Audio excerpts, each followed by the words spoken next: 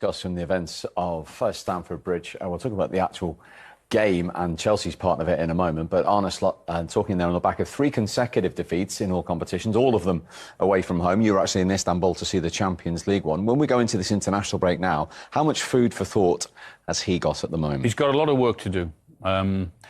They've invested a lot of money in the summer and it's not working, it's not clicking. There's no way they've got the balance right. And he doesn't feel comfortable in what they've signed as yet. They've signed Florian Wirtz, who's a very, very good footballer.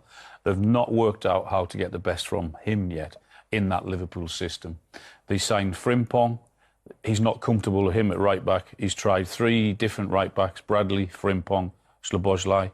Played Frimpong right side of a 3 up top on Tuesday in Istanbul. That didn't work either.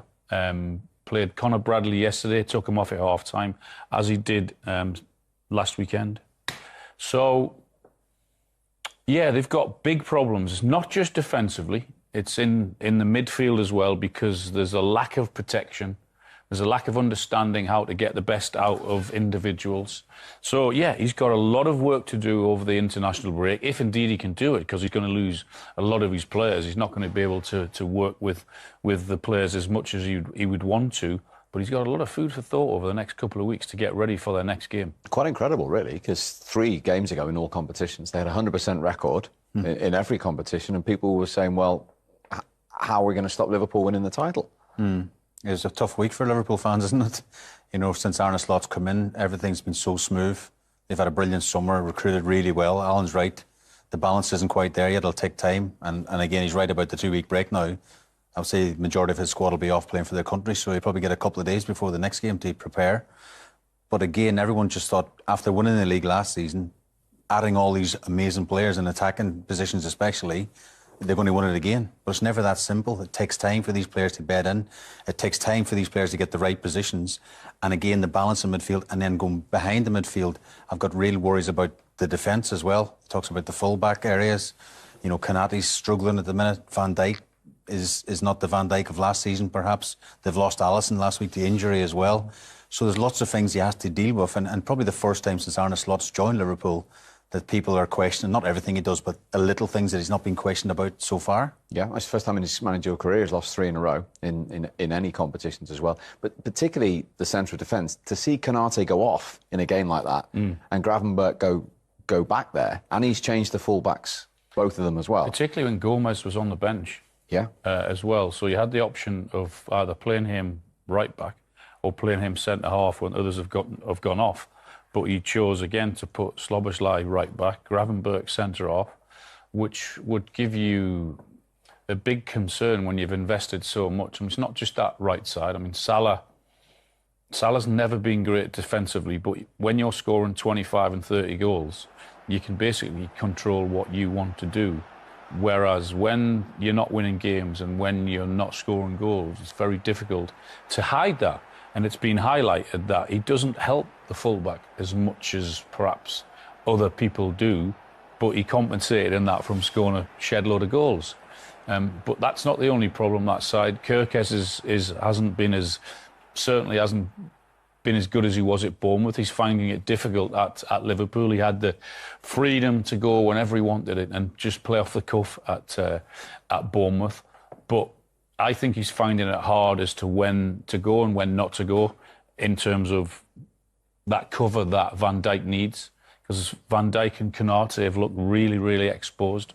So yeah, it's been an issue. And even you said, even before last week, they were getting away with it because we all thought it was a positive that they were actually winning games without playing particularly well.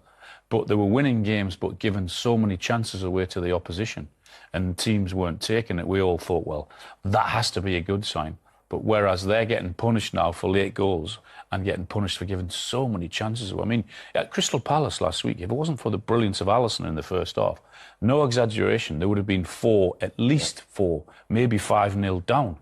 Now, that would alarm you, that a team that has gone from being brilliant one season, when the expectation, no one expected Liverpool to do that, whereas now the expectation is huge on them, particularly even more so, not just because they won the league at a canter last year, but because of the huge investment that I've made in so many players. And from an opposition point of view, that aura, they'll look at those last 3 games and see areas where they can prosper.